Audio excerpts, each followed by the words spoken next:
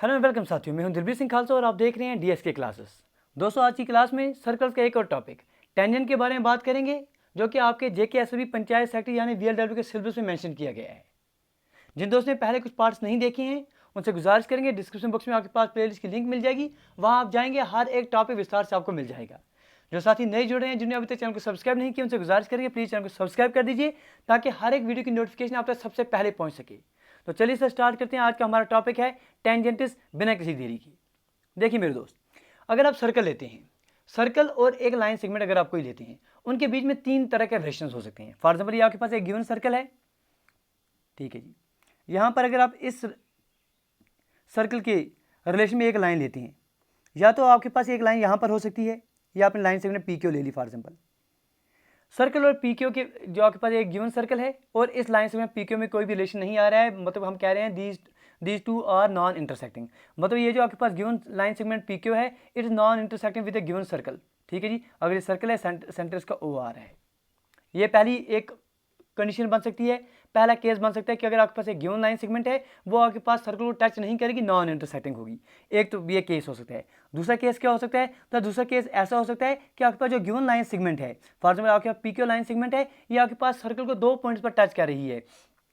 यहाँ पर एक पॉइंट हम दे रहे हैं, इस पॉइंट का नाम आपने पी दे दिया, इस पॉइंट का आपने नाम क्यू के दे दिया। फॉर एग्जाम्पल, हम आपके कह रहे हैं कि आपके पास लाइन सेगमेंट आपके पास दी गई है, ये आपके पास सर्कल को दो पॉइंट्स पर टच कर रही है, पॉइंट पी पर और पॉइंट क्यू पर। ऐसी लाइन सेगमेंट जो आपके पास एक सर्कल को दो पॉइंट्स पर टच कर रही है, उस लाइन सेगमेंट को आप नाम दे रहे हैं सीकेंट।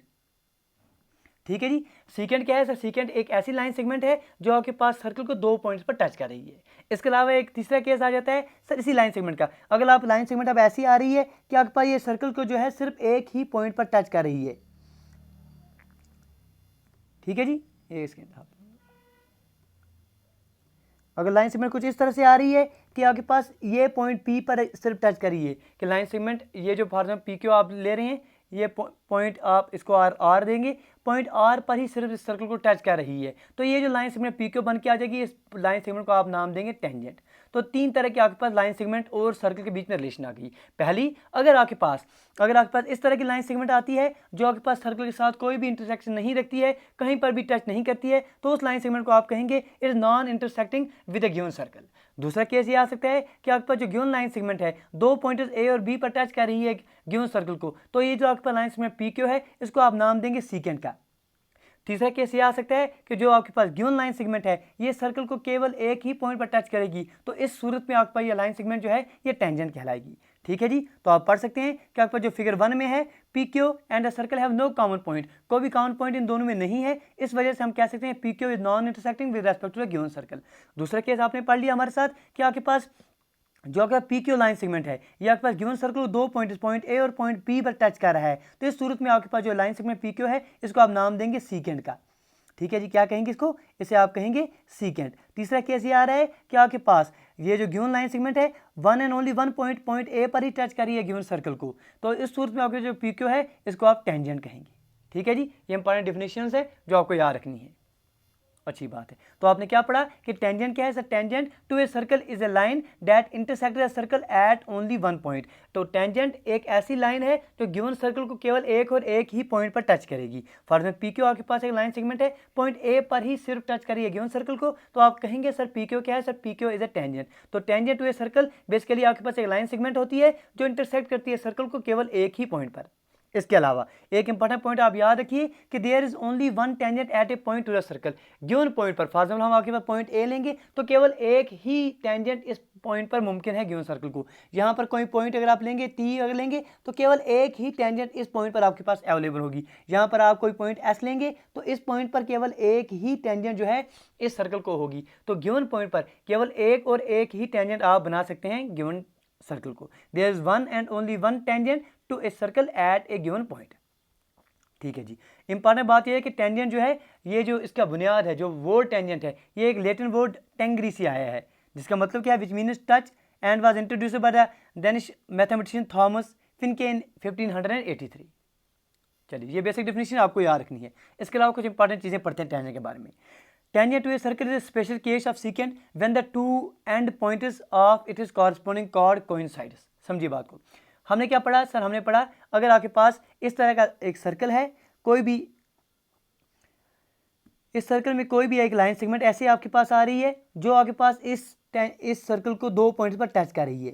फॉर एग्जाम्पल ये आपके पास पॉइंट ए और पॉइंट बी पर टच कर रही है, तो ये line segment P Q for example को आप नाम दे रहे हैं सर ये पी क्यू लाइन सेगमेंट है जो पॉइंट ए और पॉइंट बी पर टच करिए सर्कल को, इसको आपने नाम दे दिया सीकेंट।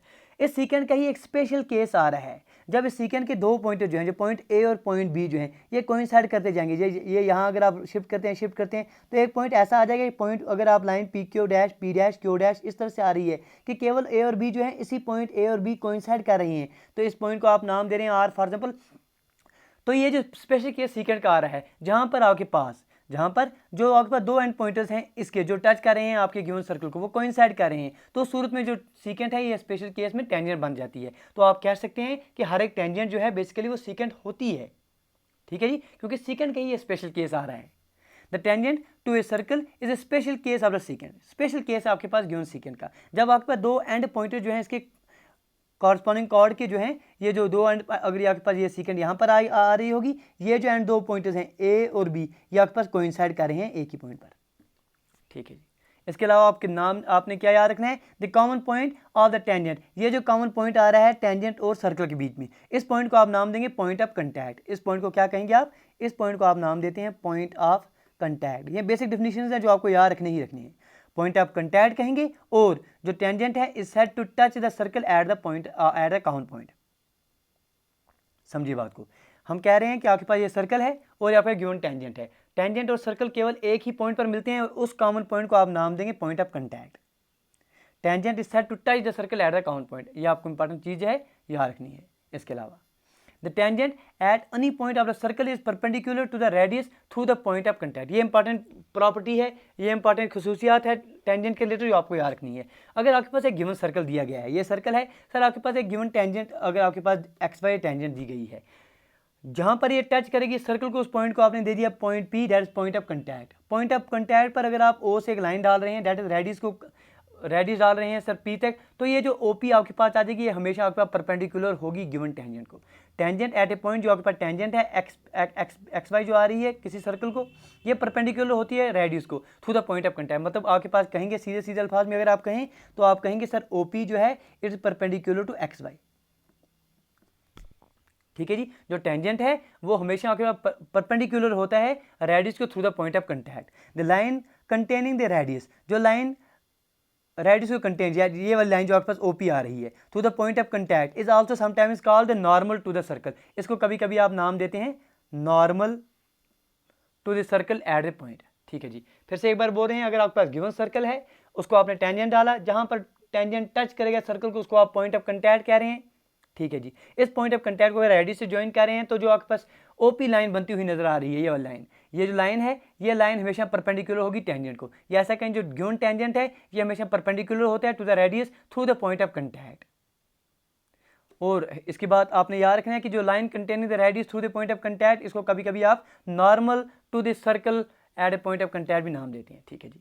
इसके अलावा आपने क्या इंपॉर्टेंट बात याद रखनी है कि there can not be more than 2 tangents parallel to the given secant. For example अगर आपके पास ये सर्कल है, इस सर्कल पर आपने एक सीकेंट पी क्यू डाल दी, तो केवल मैक्सिमम आपके पास 2 ही टेंजेंट्स हो सकते हैं parallel to the given secant. ये अगर पी क्यू है तो अगर आपको यहां पर एक टेंजेंट मिल सकती है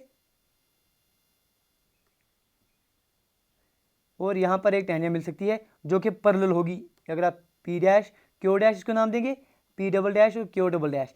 तो अगर आपके पास एक गिवन सीकेंट दी हो, अगर आपसे पूछा जाए इस गिवन सीकेंट को कितने मैक्सिमम पैरेलल लाइन टेंजेंट्स हो सकते हैं, तो मैक्सिमम आपके पास 2 टेंजेंट्स इसके पैरेलल हो सकते हैं। There can not be more than 2 tangents, 2 से ज़्यादा टेंजेंट्स नहीं हो सकते हैं parallel to the given secant.